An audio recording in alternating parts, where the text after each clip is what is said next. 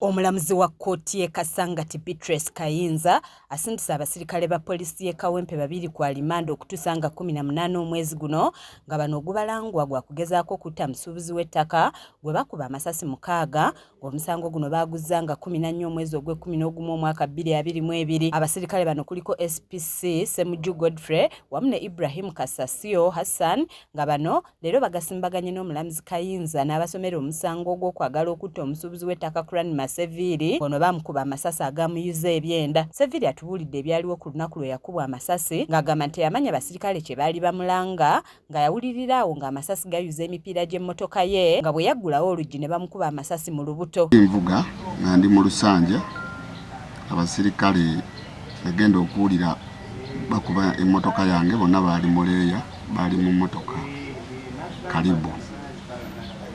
Ati bwe nayagala nayimirira nzigula oluggi mbabuuze buzibu ki obuliwo omusirikale ku bano be baakakwata nankuba essasi wano nengwa wansi nemba nga sikyasobola situka nankuba eryokubiri nembeera nga sikyasobola kuva wansi nayisibwa bubi ku budde obwo saddamu kutegeera ne bantwala mu ddwaliro ne batandika okunnongoosa.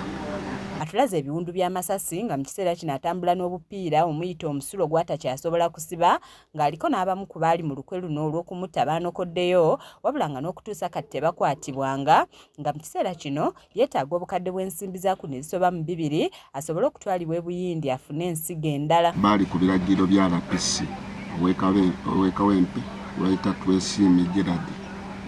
Twesiime Gerard yalagira n'emmotoka yange ne bagitwala ne bagikweka ne mu bitabo tebagiteekamu. Esente ze nnaakafulumya mpitirivu nnyo naye kati bwe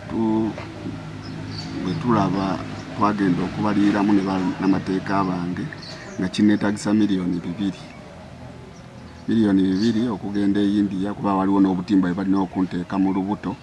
Olubuto luno baalusalako ennyama nga yonna yonna obuganga bwagiyitako. Kati ebyenda byange biri kungulu ku lubuto so baŋŋamba balina okunteekamu obutimba okusobola okuba nga nkyasobola okulwana n'obulamu. Omulamuzi asomedde abasirikale bano emisango egibavunaanibwa wabula pulida waabwe n'ategeeza omulamuzi nti yakayingira mu musango guno ng'amusabye agwongezeeyo nga naye bwagwekkaanya omulamuzi kyakkiriza n'alagira abasibe bazibwe mu nkomyi okutuusa nga 18 omwezi guno. Oluvannyuma lwa kkooti twogeddeko ne Seviri n'ategeeza nti alina essuubi mu kitongole ekiramuzi nti kyakumuyamba afune obwenkanya n'asaba n'abasirikale ba poliisi okweddako ku nneeyisa yaabwe eri abantu ba bulijjo. Ekitongole ekiramuzi kirinamu obwesigwa manyi kijja kunnyamba buli nsonga yonna enda mu maaso era neekakasa obuyambi bwonna ejja bufuna mu makooti. Ekitongole kya poliisi kisaana kitendeke ku basirikale baakyo ddala n'abakulu abali mu ofiisi baleme kutuulanga butuuzi kulagira bulagizi biragiro kuba simanyi lwaki RPC essaawa yakakatanakwata. Ye looya wa Seviri Preston Namata atunyonyodde ku byatuuka ku muntu we kw'ossa n'ebyo ebibadde mu kkooti.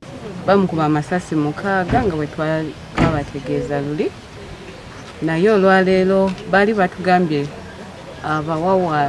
abawawaabirwa baali baagala kufuna bail basobole okuwoza nga bava bweru naye olwaleero era looya waabwe bagambye tebali rede tebalina bipapula bulungi ebibakkiriza okweyimirirwa so ne basaba bwongezebweyo mpaka nga 18 era nga 18 we banajja bajja kujja n'ebiboogerako byonna ebibasobozesa okusaba bail basobole okufuluma nga bawoza bava wabweru. Zanet Namatovu ku lwa KSTV Agaleero.